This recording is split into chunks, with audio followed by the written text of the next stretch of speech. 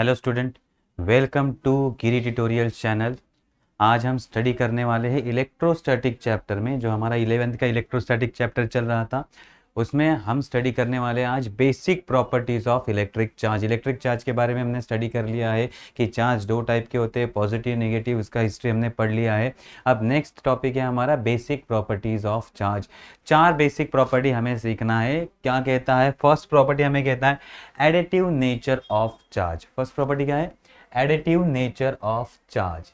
Second सीखना है quantization of charge. Third है हमारा conservation of charge and fourth force between charge. ये चार प्रॉपर्टीज है बेसिक प्रॉपर्टी चार्ज की। पहली कौन सी है? Additive nature of charge. Second quantization of charge. Third conservation of charge and fourth force between the charges. तो आते हैं, पहले हम प्रॉपर्टी से स्टार्ट करते हैं। एडिटिव नेचर, ये तो आपको पता होगा। पहली प्रॉपर्टी हमारी क्या है? फर्स्ट प्रॉपर्टी,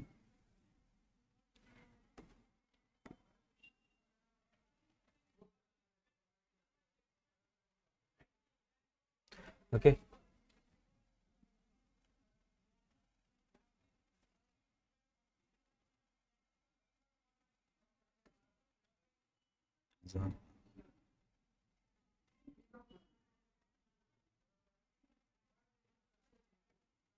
हाँ, फर्स्ट प्रॉपर्टी आते हैं additive nature of charge. Additive nature of charge, okay. Similarly additive nature of charge means electric charge को हम एडप्ट कर सकते हैं। अगर हमारे पास एक जगह चार चार्ज है, एक जगह पांच चार्ज है, तो उनको हम ऐड कर सकते हैं। So this is known as a electric charge को हम ऐड कर सकते हैं। This property is known as a electric charge like mass. अगर किसी 2 किलो की आपने एक चीज़ ले ली और उसके ऊपर 3 किलो की चीज़ रख दी, तो टोटल मास उस ऑब्जेक्ट का, उस सिस्टम का कितना हो जाएगा? 5 kg। करेक्ट है? आपने या फिर एक एक केजी के मास ले लिए और एक के ऊपर एक लिख दिए, ऐसे 5 मास रख दिए, कितने? 1 kg के, ईच ऑफ मास 1 kg। तो इस सिस्टम का टोटल मास कितना होगा? 5 kg। क्या किया हमने? ऐड किया। सिमिलरली हम चार्ज को भी ऐड कर सकते हैं। सिमिलरली हम चार्ज को भी क्या कर सकते हैं? ऐड कर सकते हैं। तो चार्ज भी हमें एडिटिव नेचर बताता है। सो total charge on object, total charge on object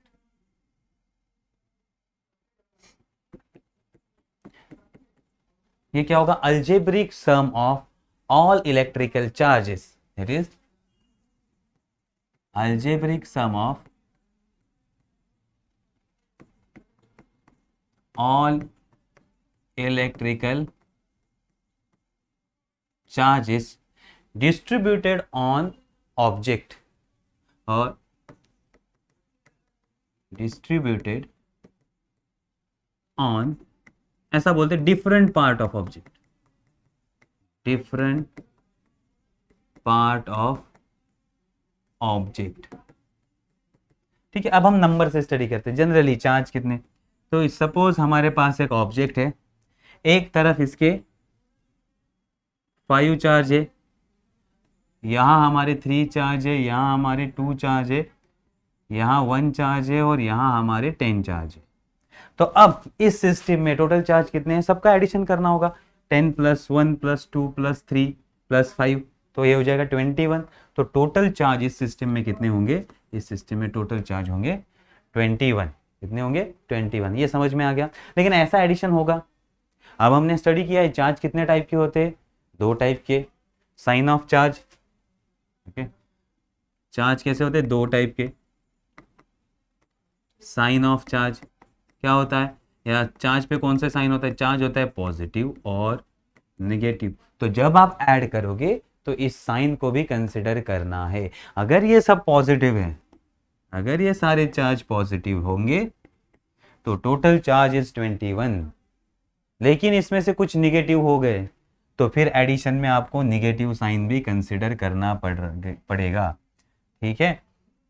तो अगर एक सिस्टम में 2 चार्ज, इसमें +5 चार्ज है, इसमें -3 चार्जेस है, तो इस सिस्टम में टोटल चार्ज कितने होंगे? +5 + -3। तो ये हो जाएगा, ऐड कर रहे तो -3 दैट इज 5 - 3, ये होगा 2 प्लस 2 चार्जेस इस पे होंगे, कितने होंगे, +2 चार्जेस। सबसे इजी एग्जांपल, अगर हम एटम का स्टडी करें, किसका स्टडी करें, atom. Atom consist of nucleus, nucleus में क्या होंगे, प्रोटॉन जो कि पॉजिटिवली चार्ज होते हैं, और उसके सराउंडिंग में इक्वल अमाउंट में इलेक्ट्रॉन रिवॉल्व करते हैं, जितने प्रोटॉन होते हैं उतने ही इलेक्ट्रॉन रिवॉल्व करते हैं, इसलिए टोटल नंबर ऑफ चार्ज, जितने प्रोटॉन होंगे उतने ही न्यूट्रॉन, इक्वल नंबर, तो जीरो चार्ज होगा, चार्ज कितना होगा, जीरो, इसलिए एटम इलेक्ट्रिकली न्यूट्रल होता है। एटम क्या होता है, इलेक्ट्रिकली न्यूट्रल। ये समझ में आ गया, एटम न्यूट्रल क्यों होता है, जितने पॉजिटिव चार्ज उतने ही निगेटिव चार्ज, जितने प्रोटॉन है उतने ही इलेक्ट्रॉन है, नंबर सेम है, तो पॉजिटिव चार्ज और निगेटिव चार्ज एक दूसरे को कैंसिल कर देंगे जब हम ऐड करेंगे तो। So total charge on atom is equal to 0, तो एटम क्या होता है, न्यूट्रल होता है। ये समझ में आ गया। तो हम अगर साइन को कंसिडर करें तो ही हम ऐड कर सकते हैं। तो हमारे पास अगर +5 Q चार्जेस है और -5 Q चार्जेस है, इन दोनों का एडिशन करेंगे तो हमें कितने चार्ज मिलेंगे, 0।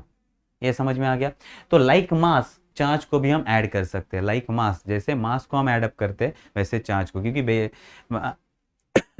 सॉरी, एटम के पास जैसे मास होता है वैसे ही चार्ज होता है, तो वो बेसिक प्रॉपर्टी है, किसी भी मटेरियल की बेसिक प्रॉपर्टी है चार्ज और मास, ठीक है। तो मास और चार्ज थोड़े बहुत सिमिलर है। तो एडिटिव प्रॉपर्टी के बारे में अगर हम चेक करने जाए तो क्या सिमिलरिटीज है, additive property of charge with that of mass हम कंपेयर करते हैं, okay. Additive property of charge with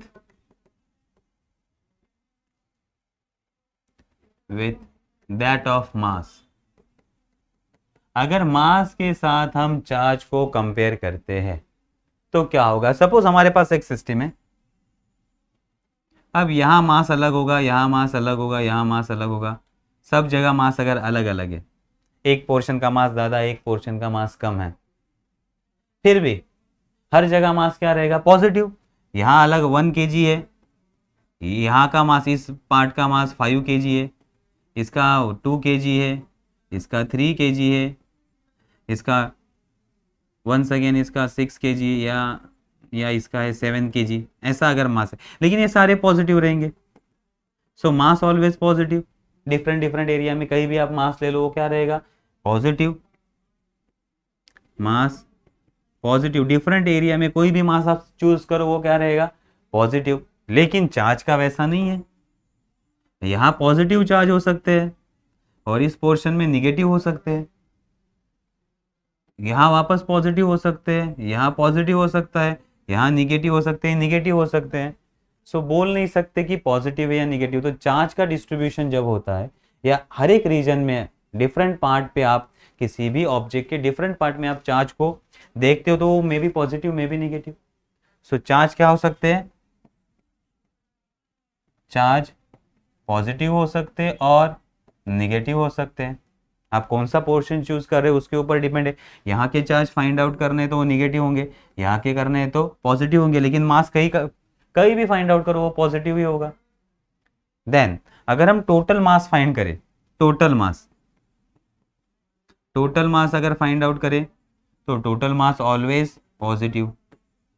इस सब का टोटल करोगे तो आंसर क्या आएगा, पॉजिटिव में आएगा। व्हाट अबाउट चार्ज, चार्ज में ऐसा नहीं होगा। अगर ये दोनों अनइवन है, पॉजिटिव चार्ज ज्यादा है और निगेटिव कम है, तो आप एडिशन करोगे तो आंसर पॉजिटिव आएगा। आंसर क्या आएगा, पॉजिटिव आएगा। अगर निगेटिव चार्ज ज्यादा है तो अगर आप इसका एडिशन करोगे तो आपको आंसर निगेटिव में मिलेगा। और दोनों चार्ज इक्वल है, पॉजिटिव जितने हैं उतने ही निगेटिव है, तो आंसर आपका क्या आएगा, 0। तो टोटल चार्ज पॉजिटिव हो सकते हैं, निगेटिव हो सकते हैं या फिर 0 हो सकते हैं। क्या हो सकते हैं, पॉजिटिव हो सकते हैं, निगेटिव हो सकते हैं, 0 हो सकते हैं, लेकिन मास हमेशा पॉजिटिव रहेगा।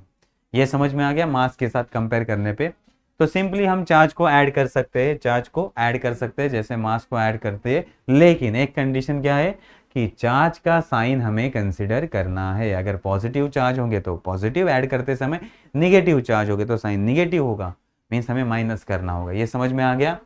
सेकेंड, अब ये हमारा प्रॉपर्टी हो गया, पहला प्रॉपर्टी हमारा हो गया एडिटिव नेचर ऑफ चार्ज। अब आते हैं second, quantization of charge. Quantization of charge क्या होगा अब? क्वांटाइजेशन ऑफ चार्ज,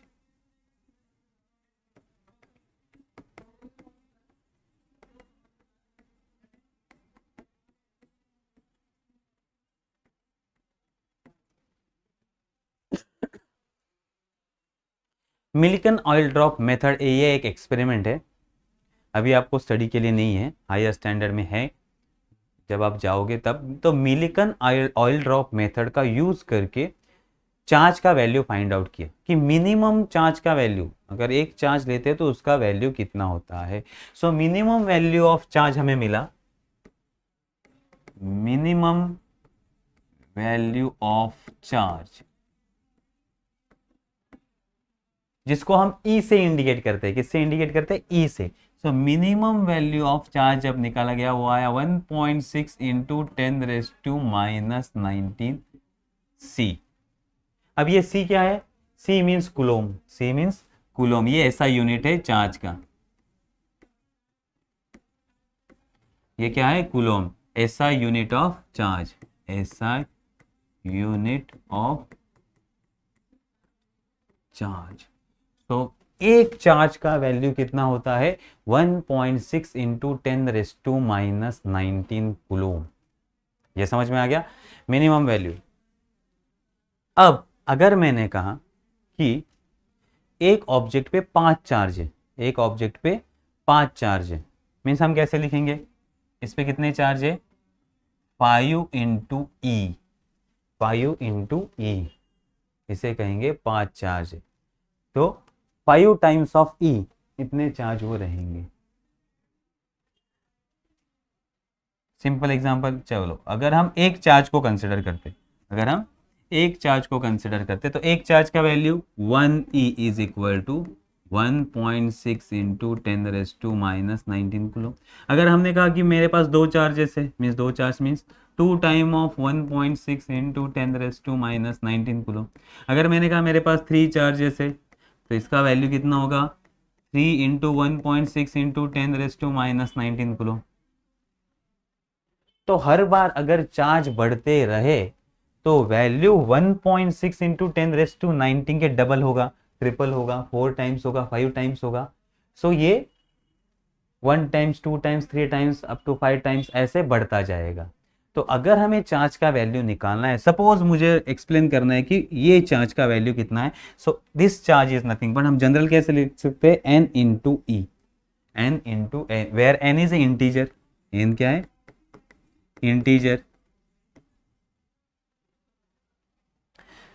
1 होगा तो 1 इंटू ई, 2 होगा तो 2 इंटू ई, 3 होगा तो 3 इंटू ई, डिपेंड करता है आप कौन सा नंबर ले रहे हो, कौन से चार्ज ले रहे हो। तो लेकिन एक चार्ज का वैल्यू कितना होता है?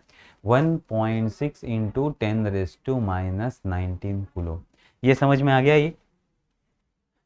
तो चार्ज का वैल्यू अगर आप ऑब्जर्व करोगे तो देखो 1.6 पहला वैल्यू कितना है?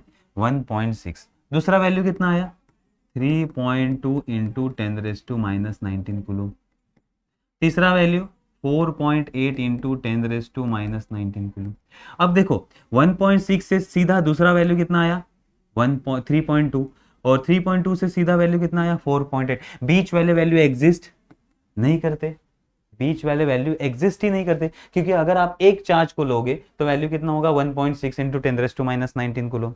अगर दो चार्ज को लेंगे तो 2 इंटू, दैट इज 3.2 इंटू 10⁻⁻19, बीच वाला वैल्यू गायब हो गया, या बीच वाला वैल्यू हम क्रिएट ही नहीं कर सकते। तो सीधा 1.6 से कहाँ जंप कर रहा है? 3.2, 3.2 से जंप कहाँ कर रहा है? 4.8। इसी प्रॉपर्टी को हम कहते हैं क्वांटाइजेशन। इसी को क्या कहते हैं? क्वांटाइजेशन मीन्स बीच वाले वैल्यू एग्जिस्ट नहीं करते, इंटीग्रल मल्टीपल में ही ये बढ़ता रहेगा, डबल होगा, ट्रिपल होगा, 4 टाइम्स होगा, लेकिन बीच वाले वैल्यू एग्जिस्ट नहीं करेंगे। द चार्ज इंक्रीज और डिक्रीज इन मल्टीपल ऑफ ई, ई के मल्टीपल में ही चार्ज बढ़ता रहेगा। चार्ज इंक्रीज और decrease in multiple of E, multiple of E, this property is known as quantization of charge, quantization of charge। समझ में आ गया? क्वांटाइजेशन का मीनिंग बीच वाले वैल्यू ये एग्जिस्ट नहीं करता, जो भी वैल्यू बढ़ेगा इन टर्म्स ऑफ ई, ई के टर्म्स में या ई के डबल ट्रिपल टाइम ये बढ़ता रहेगा। So this property increase or decrease of charge in a multiple of E, this property is known as a quantization of charge। quantization of charge समझ में आ गया? तो अगर हमने कहा कि एक सिस्टम पे चार्ज है, उसका मतलब एक चार्ज नहीं होता, हम लिखते हैं ना Q charges are there, Q charges का मीनिंग होता है वो ई के मल्टीपल में रहेंगे, वो ई के मल्टीपल में रहेंगे, एक चार्ज रहेगा ऐसा नहीं होगा। ठीक है, अगर आप किसी चीज़ को रब करते हो तो उसके ऊपर चार्ज चले जाएंगे, तो एक चार्ज चले जाएगा कि नहीं, तो ये चार्ज कैसे होते हैं? क्वांटाइजेशन होता है। लेकिन अब अगर आप चार्ज का वैल्यू स्टडी करो, चार्ज का वैल्यू कितना है? 1.6 into 10⁻⁻19। -19 is a very small quantity, -19 is a very small quantity means अगर ऑर्डर देखा जाए इसका, ऑर्डर ऑफ मैग्नीट्यूड, तो कितना है? 10⁻⁻19 कूलम में छोटी क्वांटिटी है। लेकिन चार्ज जब आप किसी चीज को रब करते हो, सिल्क और ग्लास रॉड को रब करोगे तो ग्लास रॉड पॉजिटिव होगा, सिल्क निगेटिव होगा, चार्ज ट्रांसफर होंगे। ये एक या दो चार्ज ट्रांसफर होते नहीं, बहुत ज्यादा नंबर में चार्ज ट्रांसफर होते हैं, बहुत ज्यादा नंबर में चार्ज ट्रांसफर होते हैं। तो जब ये बहुत ज्यादा नंबर में चार्ज ट्रांसफर होते हैं तो ये तो छोटी वैल्यू है। तो जब आप बल्क में चार्ज को ऑब्जर्व करोगे तो आपको थोड़ी पता चलेगा कि एक चार्ज बढ़ा या दो चार्ज बढ़ा। तो जब बल्क में चार्ज होते, बहुत ज्यादा क्वांटिटी में चार्ज होते हैं, तो इसको हम कंटिन्यूएशन में ले सकते हैं। वैल्यू क्या होगा? कंटिन्यू में रहेगा, क्योंकि इतना सा स्मॉल अमाउंट बढ़ रहा है या घट रहा है तो उसका कुछ मतलब नहीं है। तो जब लार्ज अमाउंट, सिर्फ इस बोर्ड पे बहुत ज्यादा चार्ज है, इस सारे बोर्ड पे बहुत ज्यादा चार्ज है, इसमें एक चार्ज डाल दिया या इसमें से एक चार्ज निकाल दिया तो इतना ज्यादा डिफरेंस आने वाला नहीं है। तो तब हम क्या कंसिडर करेंगे कि चार्ज कैसे बढ़ता है? कंटिन्यूएशन में। तो लार्ज नंबर के लिए चार्ज को हम कंटिन्यू डिस्ट्रीब्यूशन मानते हैं, लेकिन चार्ज का वैल्यू डिस्क्रीट मैनर में जाता है, जंप करता है। इस प्रॉपर्टी को क्या कहा जाता है? क्वांटाइजेशन। लेकिन बल्क जब बड़े ज्यादा बहुत ज्यादा चार्ज है तो उसको हम कंटिन्यू ले सकते हैं, उसको हम कंटिन्यू ले सकते हैं। ये प्रॉपर्टी समझ में आ गया? ओके, अब आते थर्ड अपना। थर्ड प्रॉपर्टी क्या है? Conservation of charges. थर्ड क्या है? Conservation of charges. सो आते अब कंजर्वेशन ऑफ चार्जेस पे।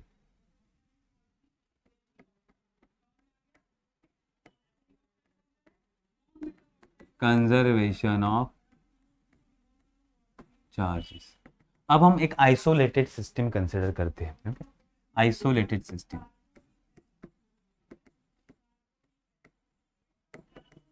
अब आइसोलेटेड सिस्टम में हम लेते हैं ग्लास रॉड एंड सिल्क।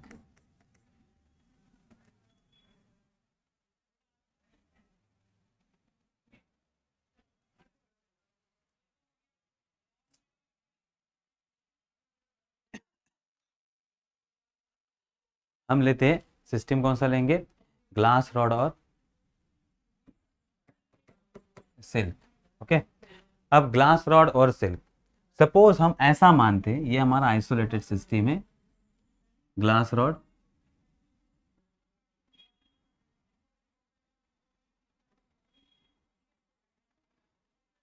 और यहां हमारा सिल्क का कपड़ा है। अब हमने ग्लास रॉड को सिल्क पे रब किया, ठीक है। इनिशियली अगर हम मानते हैं इनिशियली दोनों के ऊपर चार्जेस है कुछ ना कुछ, इसके ऊपर चार्जेस है ग्लास रॉड के ऊपर, 10 positive charge and 10 negative charge, ठीक है। और सिल्क के ऊपर चार्जेस है 15 पॉजिटिव चार्ज और 15 निगेटिव चार्ज। पॉजिटिव चार्ज और निगेटिव चार्ज का नंबर सेम, तो ये न्यूट्रल रहेगा। यहाँ भी पॉजिटिव और निगेटिव चार्ज का नंबर सेम, तो ये क्या रहेगा, न्यूट्रल रहेगा। क्या रहेगा, न्यूट्रल रहेगा। टोटल चार्ज सेम, तो इसके ऊपर अगर हम टोटल चार्ज 0, इसके ऊपर टोटल चार्ज 0, एडिटिव प्रॉपर्टी हमारा +15 -15 +10 -10, 0 रहेगा चार्ज। अब हम क्या करते हैं, सिल्क के ऊपर रॉड को रब करते हैं। अब क्या होगा, इसमें से कुछ नेगेटिव चार्ज या इलेक्ट्रॉन यहां से यहां ट्रांसफर हो गए। सपोज 5 इलेक्ट्रॉन यहां आ गए, 5 इलेक्ट्रॉन यहां आ गए। अब ये 5 इलेक्ट्रॉन आ गए तो यहां नंबर घट गया। अब यहां नंबर घट गया, पहले टोटल चार्ज 0 थे, अब नंबर घट गया। अब यहां नंबर कितना है, यहां नंबर है 5 नेगेटिव चार्ज और +10, तो ये रॉड प्लस पॉजिटिव हो जाएगा क्योंकि चार्ज ज़्यादा है। +10 -5, 5 इलेक्ट्रॉन यहाँ चले गए, 5 इलेक्ट्रॉन कम हो गए, 10 में से कितने बचे, 5, तो 10 - 5, 5 पॉजिटिव चार्ज बच गए। और यहाँ 5 चार्ज एक्स्ट्रा आ गए, तो निगेटिव चार्ज का नंबर 5 से बढ़ गया, कितना हो गया, 20 निगेटिव चार्ज। तो अब 15 - 20 -5, तो यहाँ हो गया निगेटिव चार्ज आ गए, तो ये निगेटिवली चार्ज हो जाएगा। सिल्क निगेटिवली चार्ज होगा और ग्लास रॉड पॉजिटिवली चार्ज होगा। लेकिन अगर हम सिस्टम के चार्ज देखो, सिस्टम पूरे सिस्टम में, तो इसके पास -5 चार्ज होंगे और इसके पास पॉजिटिव 5 चार्ज एक्स्ट्रा होंगे और इसके पास निगेटिव, सबको ऐड करेंगे तो वापस 0। तो पूरे सिस्टम में अगर हम चार्ज काउंट करेंगे तो हमेशा कांस्टेंट रहते हैं। यहां से यहां ट्रांसफर हो सकते हैं, यहां से चार्ज ये इसको दे सकता है, लेकिन इस सिस्टम में ग्लास रॉड और सिल्क के ऊपर अगर हम टोटल चार्ज काउंट करें तो हमेशा क्या रहते हैं, सेम रहते हैं। वो नंबर चेंज नहीं होगा, वो नंबर चेंज नहीं होगा, ठीक है। तो पहला क्या है हमारा इसमें statement, charge neither be created nor be destroy. Charge को हम क्रिएट नहीं कर सकते या डिस्ट्रॉय नहीं कर सकते। So in an isolated system, charge can transfer from one body to another body, but total number of charge remain constant. ठीक है, charge neither be created nor be destroy. को चार्ज को हम क्रिएट नहीं कर सकते या डिस्ट्रॉय नहीं कर सकते, उसको हम एक बॉडी से दूसरे बॉडी में ट्रांसफर कर सकते हैं, एक बॉडी से दूसरे बॉडी में ट्रांसफर कर सकते हैं बॉडी के ऊपर। लेकिन टोटल चार्ज अगर हम उस आइसोलेटेड सिस्टम में हम काउंट करेंगे तो हमेशा चार्ज का नंबर सेम रहेगा, चार्ज का नंबर चेंज नहीं होगा। ये समझ में आ गया।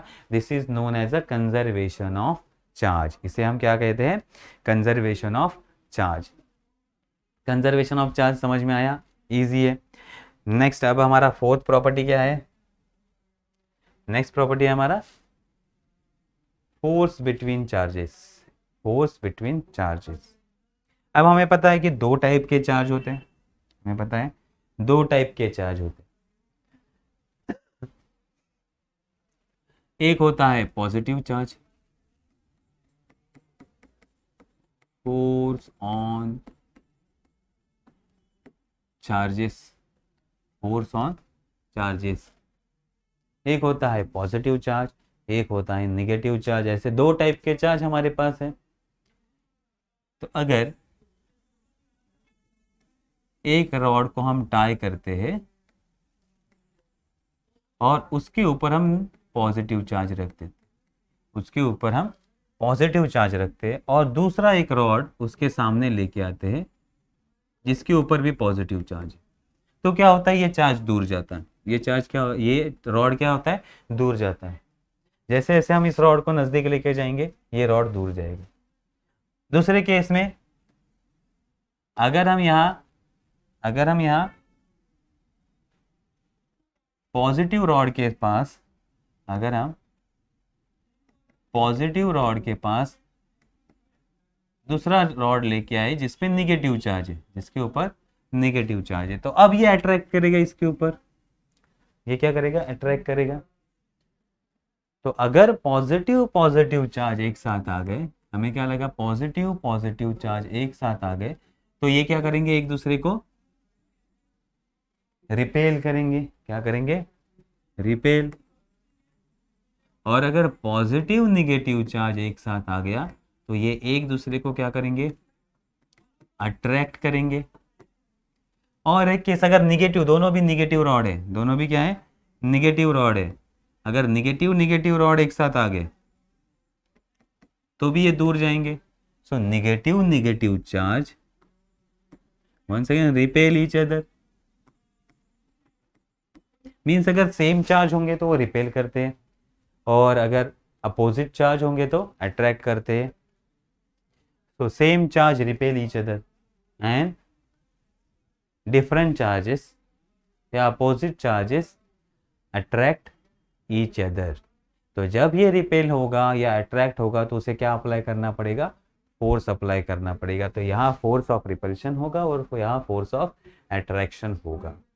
अब इस फोर्स को फाइंड आउट करने के लिए हमें कूलोम्स लॉ का स्टडी करना पड़ता है कि फोर्स कितना होगा, उसका मैग्नीट्यूड क्या होगा, उसका वैल्यू क्या होगा, किस फैक्टर पे ये डिपेंड करेंगे, ये सब हम कूलोम्स लॉ में स्टडी करेंगे। लेकिन अभी याद रखो कि अब हमारे पास अगर सिमिलर चार्जेस है, सिमिलर, दोनों सिमिलर है, तो इसमें कौन सा फोर्स रहेगा, रिपेल करने वाला फोर्स रहेगा। और अगर दोनों डिसिमिलर चार्जेस है तो उसमें कौन सा फोर्स रहेगा, अट्रैक्ट करने वाला, अट्रैक्टिव फोर्स रहेगा, force of repulsion and force of attraction. तो चार प्रॉपर्टी समझ में आ गई आपको। पहली प्रॉपर्टी एडिटिव नेचर, हम चार्ज को ऐड कर सकते हैं, Q1 plus Q2 plus Q3। Total charge को हम कैसे ऐड कर सकते हैं, Q is equal to Q1 plus Q2 plus Q3 up to Qn। हम चार्ज को ऐड कर सकते हैं, this is known as additive nature. Then quantization of charge, charge का वैल्यू डिस्क्रीट होता है, एक चार्ज का वैल्यू 1.6 इंटू 10⁻19, दो चार्ज का वैल्यू 2 इंटू 1.6 इंटू 10⁻19 मीन्स 3.2 हो जाएगा, तीन चार्ज का वैल्यू 4.8। तो ये कंटिन्यूएशन में नहीं रहेंगे, बीच वाले वैल्यू एग्जिस्ट नहीं करते। उस प्रॉपर्टी को क्या कहते हैं, क्वांटाइजेशन। उस प्रॉपर्टी को क्या कहते हैं, क्वांटाइजेशन। तो जो भी क्वांटाइजेशन में क्या आएगा, क्वांटाइजेशन में Q is equal to any, जो भी चार्ज रहेगा वो E के इंटीग्रल मल्टीपल में रहेगा। Then third, conservation of charge, charge neither be created nor be destroy in isolated system, it transfer from one body to another body, but total number of charges on isolated system remain constant. And then force between two charges, similar charges repel each other, similar charges में repulsive force होता है और dissimilar charges में attractive force होता है। तो ये समझ में आ गया चार प्रॉपर्टीज। तो इसके बाद हम फोर्सेस के बारे में नेक्स्ट लेक्चर में डिटेल में स्टडी करेंगे, कूलोम्स लॉ स्टडी करेंगे, ठीक है। तो यहाँ हम अपना लेक्चर स्टॉप करते हैं। Okay, thank you.